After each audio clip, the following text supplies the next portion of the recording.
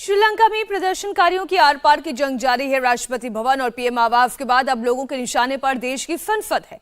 गोटाबाया मालदीव से सिंगापुर भागने की तैयारी में और बताया जा रहा है कि सिंगापुर पहुंचने के बाद गोटाबाया इस्तीफे का ऐलान कर सकते हैं। देखिए एक रिपोर्ट।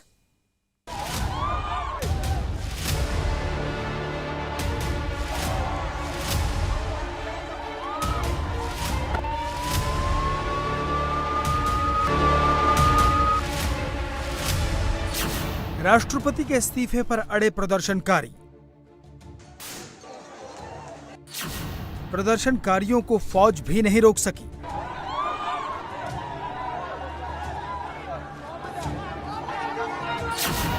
आज श्रीलंका की संसद पर कूच।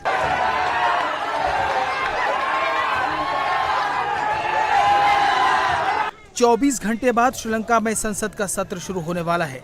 इसी सत्र के दौरान 20 जुलाई को नया राष्ट्रपति चुना जाना तय हुआ था, लेकिन गोटाबाया अपने वादे से मुकर गए और रातों रात देश छोड़कर भाग गए। इसके बाद क्या हुआ ये बुधवार को पूरी दुनिया ने देखा।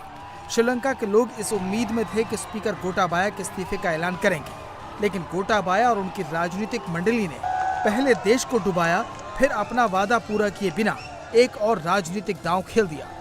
पब्लिक यहाँ तक भी शांत थी, लेकिन स्पीकर के इस बयान ने सबका गुस्सा 7वें आसमान पर पहुंचा दिया। माननीय राष्ट्रपति गोटाबाया राजपक्षे ने मुझे खबर दी है कि उन्होंने संविधान की धारा 37.1 के तहत प्रधानमंत्री रानिल विक्रमसिंघे को अपनी जिम्मेदारियां निभाने को कहा है, क्योंकि वो इस वक्त विदेश में हैं। स्पीकर का यह बयान सामने आते ही अब तक अनुशासन के साथ प्रदर्शन कर रहे लोग फौज से भी भिड़ने को तैयार हो गए। गोटाबाया का राजनीतिक दांव प्रदर्शन के आगे फेल हो गया। लोगों ने राष्ट्रपति भवन को तो पहले ही कब्जे में ले रखा था, बुधवार को प्राइम मिनिस्टर हाउस पर भी धावा बोल दिया।